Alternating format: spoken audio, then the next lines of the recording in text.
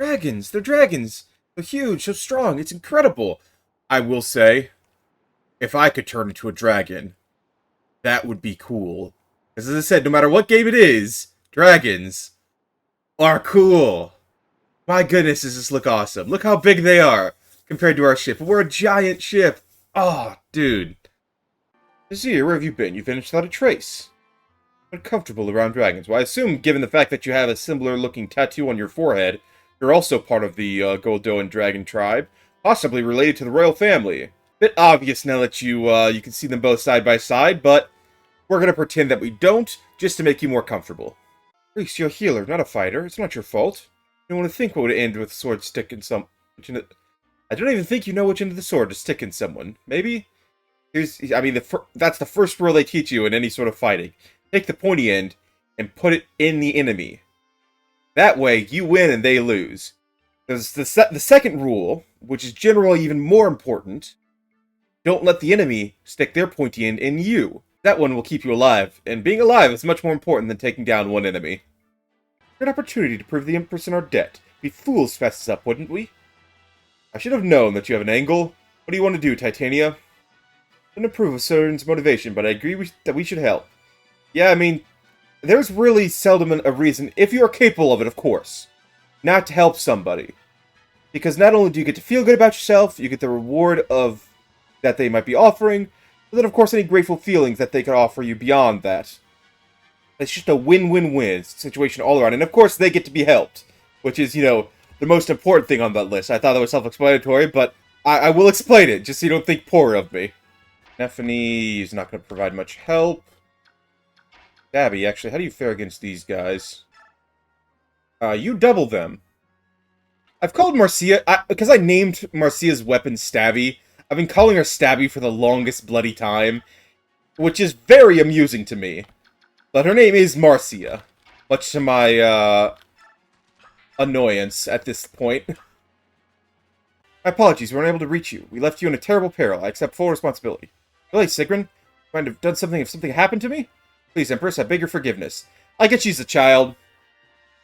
But, if I were in charge of the Pegasus Knights, I might be a little bit more stern with her. You don't want her to grow up entitled like she very well sounds. So a little bit of, hey, you could have got yourself killed. Hey, this was dangerous. You like being in battlefields? So a little bit of chastisement might go a long way in helping her grow up to be a more proper and less annoying adult. After Agnes' company aid the apostle, her guard takes them to the imperial capital, Sanin. Goodness gracious! That is some impressive-looking architecture. The whole city is built like this. I can't imagine how long they must have survived. I guess being the biggest and baddest, it makes sense that they have all this territory. But really, and tell me, what gives you strength of conviction? Believe her story, this woman has not engaged with the outside world since the day she was born. But how is it that you, a lowly mercenary, dare assert her authenticity? The army pursues her with bloody-minded determination. Every turn they demand we turn Prince Silencia over to them. What proof more do you need? I mean, honestly, that seems like good enough. I think that should suffice as proof. If they're basically throwing everything they possibly can to capture this one woman, there's usually a reason for it. So, yeah, this is, oh, and of course she's going to refute it because we're not someone of proper standing. Gotta love it. Receive detailed reports on the Princess Silencia and her mercenary company as serving as her escort. Knew we were coming?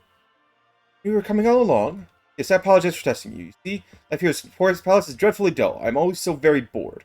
Thanks to the princess and her brazen little escort, the interrogation proved to be a most amusing...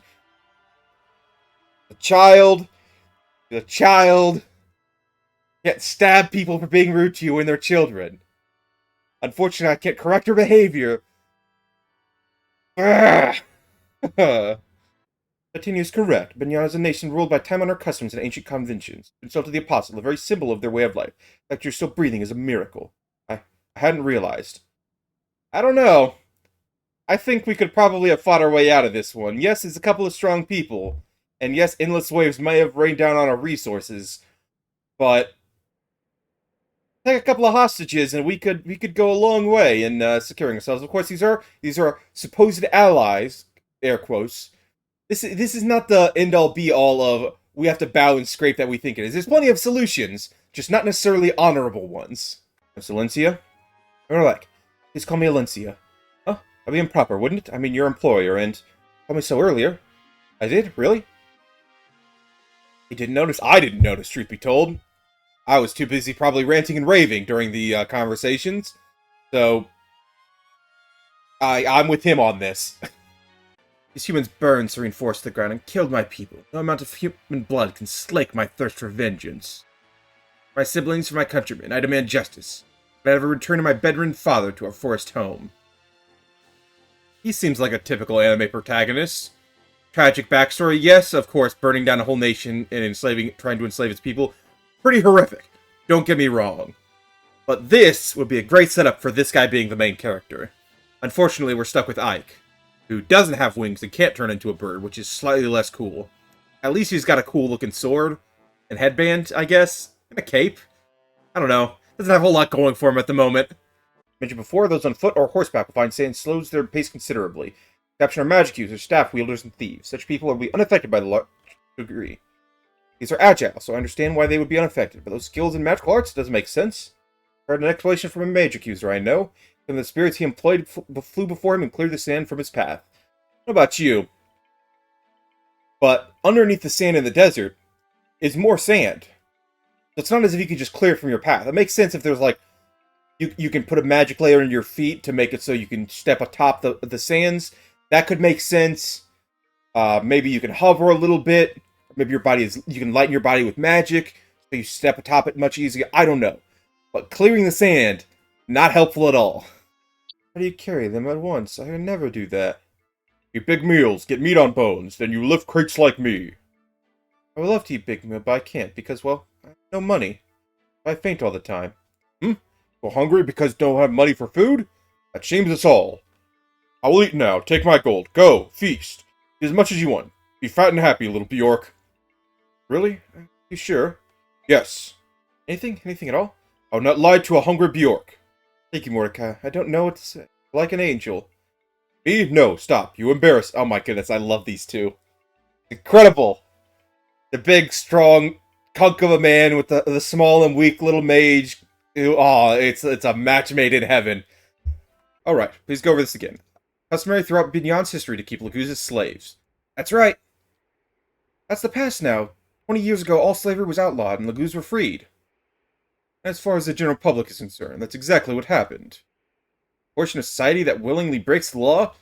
Oh my goodness, to think. Nobles who can basically do whatever they want and are above the law are actually breaking it? Gasp! However, could we have seen this coming? Just idiotic. I get, once again, Ike is naive in the ways of the world, but next time crack open the crates of the goods you're transporting and try and figure things out, because that is just horrific how everything that's been going on here, and that we've been clueless about being used and abused. Serenus? What you're trying to tell me? Oh, there's vista, there's cracked and withered branches, there's lifeless trees. This is my forest? Oh god, I am not even gonna try. There's a language here. I don't know it. It's probably made up. I see U's and what might be G's, but no, I'm not even gonna try it. I received reports that Bishop Oliver, the Duke of Tanas, is up to something suspicious. Tanas is near a villa in the woods of Serenes. Go there and return with his irrevocable proof of whatever he is. I get having, like, important people doing bad things, and you don't want to expose that to the general public. But there's something to be said. First of all, you could totally consolidate all the power within the hands of the Apostle right now if you expose it all and wage war against the Senators. But maybe you don't think you could do that? Either way, not taking, I was going to say credit, but not taking the blame for these atrocities that are being committed is dumb. Why wouldn't nobles? I mean, basically anybody in a position of power doesn't want to lose power, and making it seem like you've done nothing wrong is a great way to do that, and it just pisses me off. Back in Fire Emblem 8, there was, when you promote, you had a choice between two options. I really wish they brought that back, because I found that to be a lot of fun. You could have two Cavaliers that were exactly the same, but instead of having them all be Paladins, if you end up using a bunch of Cavaliers, you could have them be at least two different branches. Give you a little bit more variety in your build path. Whereas in this game, they went back to using only one unit. Don't know why. Maybe for simplicity, maybe it was just testing out the various systems. Either way, it does seem like a small step back. As for the rest of it, there's a lot of good improvements here. Enough already. Lay down your arms and surrender, and we will let you live. Grr, no, never. I'm not giving up. It's not finished yet. Out of my way, penniless wretches. Your existence is an insult to all that is beautiful. You really want my wealth and beauty? Miserable curs, you reek of poverty and envy. And I do understand your emotions. Yes, I do. How could you be sad vagabonds not want to be me? That's the last I agree with Ike. I get, yes, it's nice having money and power, premature balding, and excessive fat. Not all that interested in that sort of stuff. Ike, look! Up there!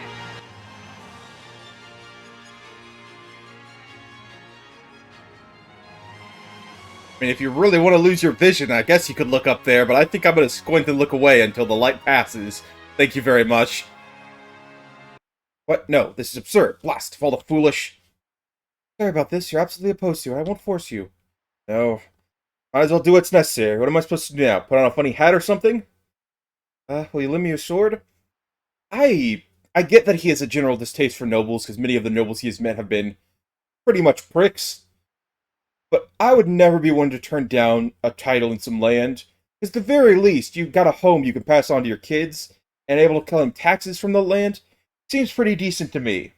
Finally, he got the class change. A little bit slow, but it is so much better than every other promotion we've got for our Lord units before. You got a couple levels, maybe you could have got it before that big swath of Chapter 17, but I guess if you're playing a little bit slow or using more units, you might not have got them as high level as mine, kind of in the 3s and 4s, some of them in the 5s.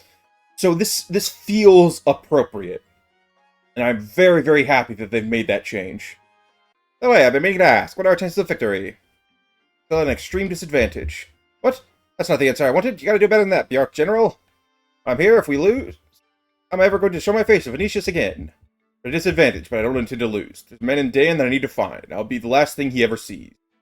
Ha! Well said. I wish you could repeat that to today's younger generation. There's some weaklings back home that I don't even want to call hawks. They'll have to stick them back in their eggs and start from scratch all over again. I'm really sad that we don't have space in our party to use Janeth, because he is one of my favorite characters in this game. I like the Hawk Lagoos just because I like flying Lagoos. They're cool. Flying units are awesome.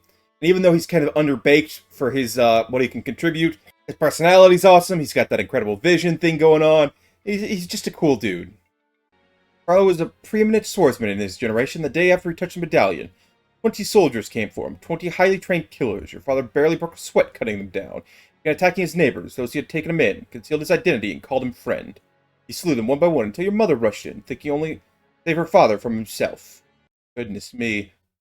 That's a backstory and a half. Over in an instant, your mother grabbed the medallion from his hand and stepped away from him.